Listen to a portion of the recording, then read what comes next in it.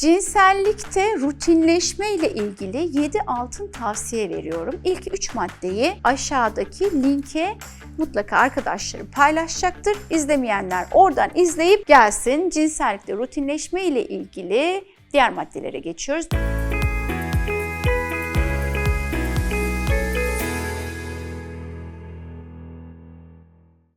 Dördüncü madde. Görüntümüze ve bakımımıza sevgili kadınlar ve sevgili beyler elimizden geldiğince özen gösterin. Bu önce kendimize saygı için gerekli, sonra ilişkilerimizi monoton hale getiren birisi de işte bu kendi öz bakımımız, kendi kıyafetlerimiz, kendi işte kalıplarımızla ilgili. Diyelim ki eşimizle randevulaşacağız, bir akşam dışarıda buluşacağız. O gece için bazı kadınlar özellikle işte özenir, pediküre gider, maniküre gider, föne gider, makyaja gider. Şimdi bunlar biraz daha kendilerini çekici hissettikleri için o özel şeyleri giymek bile aslında biraz o monotonluğu kırmak noktasında, ilişkiye heyecan katmak noktasında, ardından gelecek cinsel yaşam noktasında da faydalı oluyor.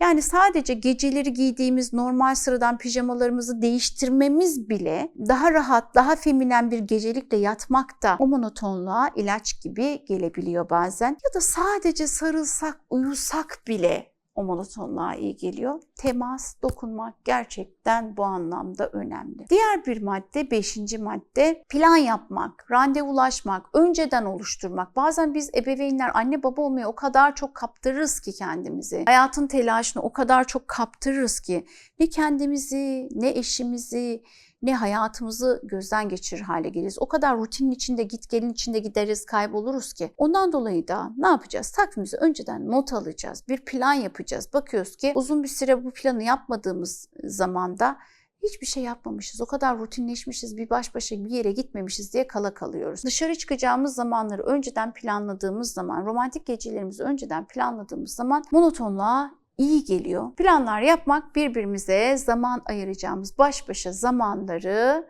arttırabilir. Belki bir konsere gitme planı, önceden bilet almak gibi ya da yıl içinde böyle 2-3 günlüğüne baş başa minik tatiller gibi. Bunların hepsini planlamak lazım. Günlük hayatın yoğunluğunda unutabiliyoruz, kaybolabiliyoruz, kaybedebiliyoruz. Bunları planladığımızda ve gerçekleştirdiğimizde cinsel iletişimimiz güçleniyor, cinsel hayatımızdaki rutinlik kayboluyor. Belki bu söylediklerim kiminizin kulağına pek romantik gelmiyor ya da ekonomik anlamda iyi gelmiyor. Bir şekilde birbirinize zaman ayırmak, vakit ayırmak, kopmamak, kopsak da çabuk toparlanmayı garanti ediyor.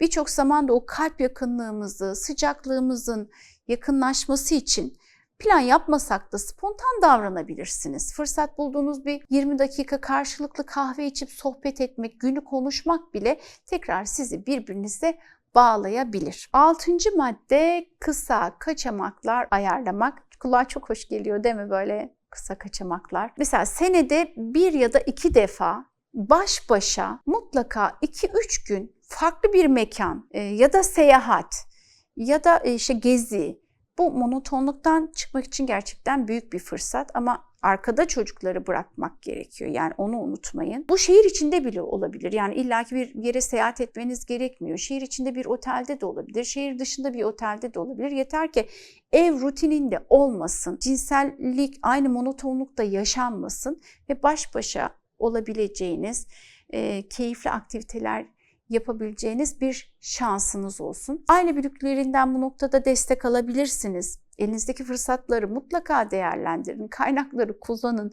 Bazen yakın arkadaşlar olur bu, komşularınız olur bakmak için. Ama çocukları mutlaka birkaç günlüğüne bırakıp çok önceden planlayıp senede 2-3 gün baş başa bir kaçamak, tatil ayarlamak. İnanın çok zor değil, kolay. İmkansız da değil. Önerim size eşinizle keyifli bir anda bunu oturun, konuşun, birlikte planlayın. Şimdi önümüz kış ayları, ilkbahar, yaz ayları, ilişkinize enerji ve renk katacak yerleri, durumları birlikte belirleyin. Mesela işte görmediğiniz aile planınıza, ekonomik durumunuza uygun olan yerleri, organizasyonları şimdiden yapın. Örneğin takviminizde not alın. 15 Haziran işte cumartesi akşamı atıyorum baş başa sinema keyfi diye not alın. Ya da işte Şubat 2'de baş başa hafta sonu atıyorum Abant gezisi gibi bir plan içerisinde kendi ekonomik durumunuza göre. Ekonomik durumunuz uygun olmadı otelde kalmaya. İlla ki herkesin ekonomik bütçesine uygun seyahat planları olabiliyor. Kiralama vasıtasıyla olabiliyor. Bunlardan mutlaka yararlanmaya çalışın. Bu şekilde hayat yoğunluğunda kaybolmazsınız. Kendi hayatınızın ve ilişkinizin kontrolünü de kendi elinize alabilirsiniz. Son olarak cinsellikte rutinliğin önüne geçmek için cinsel hayatımızı tabii ki canlı tutmamız gerekiyor. 7. madde olarak anlatacak olursam, biz eşler, anne baba, ebeveyn olmadan önce bir kere kadınız ve erkeğiz. Bunu unutmamalıyız. Anne babaya olmaya başladığımız noktada biz kadınlığımızı ve erkekliğimizi unutabiliyoruz. Özellikle kadınlar kadınlığını unutuyor. Hayat paylaşımını, anlayışı, desteği, iletişimimizi bu noktada ebeveyn olmadan önceki boyuta taşımamız gerekiyor. Derken o işte kopukluklardan dolayı toleransımız düşüyor. Bazen oluyor ki hiçbir şey yokken incir çekirdeğini doldurmayacak konular yüzünden kavgalar edebiliyoruz. Farklı şeylerden gerginlikler, tartışmalar yaşayabiliyoruz. Cinsel ilişki hayatı, evliliğin tutkalı, evliliğin sigortası ama günümüzün evlilik dünyasında, evli çiftlerinde hayat koşturmacası, yorgunluklar, ekonomik krizler, cinselliği hep arka plana attığımız, anne babayı olmayı önemsediğimiz bir hale geliyor. Çok bilinçli bir şekilde ve özel bir çaba sarf etmek gerekiyor cinselliğe. Yıllar içinde sevgili kalabilmemiz için monotonluğa hiç girmeyelim diye cinsel hayatımıza özen göstermemiz gerekiyor. Biliyorum sevgili kadınlar, bir bebek sahibiyseniz o çocuğun geceyle ilgili, uykuyla ilgili problemleri varsa sen cinselliğe odaklanamıyorsun. Gece çocuğun çok geç yatıyorsa cinsel hayatınız kötü oluyor. Ebeveyn olarak yatağında yatıyorsa, gece sık sık uyanıyorsa işte o ailelerin özel hayatı da ister istemez bu durumdan tabii ki olumsuz etkileniyor. Çocuğun anne baba yatağında ne işi var? Çocuk 1 yaşından itibaren kendi yatağında yatmalı. Çocuğu aylarca, yıllarca kendi yataklarında yattığı için ebeveynlerin yataklarını ayırıp başka odada yattıkları bir durumda cinsel hayattan tabii ki bahsetmek mümkün değil. Ebeveyn yatağında eşiyle yatmalı, eşine temas etmeli. Evet, kabul ediyorum. Genelde biz kadınlar, anneler bu konuda ilk adımı atan ve çaba sarf eden taraf oluyoruz. Ama lütfen niye ben uğraşıyorum diye düşünmeyin. Önce kendi mutluluğunuz için sevgili kadınlar yatırım yapın. Evliliğinize, cinsel yaşantınıza özen gösterin.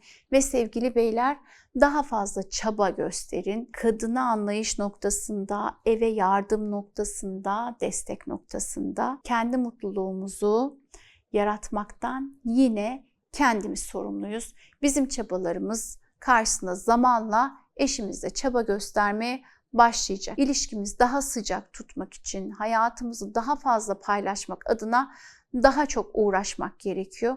Sevgili kadınlar ve sevgili erkekler, işin özü kendi mutluluğumuza odaklanıp çift ilişkimizi ön plana çıkarmaktan geçiyor. Cinsel mutluluğun ve ilişki mutluluğunun anahtarlarını konuştuğumuz bir video serisinin sonuna geldik. Bu konuyla ilgili merak ettikleriniz ya da katmak istedikleriniz varsa aşağıya yorum olarak yazmayı, kanalıma abone olmayı ve bildirimlerden haberdar olmak için zil ikonuna tıklamayı unutmayın efendim. Bir sonraki videoda tekrar görüşmek dileğiyle. Sağlıkla kalın.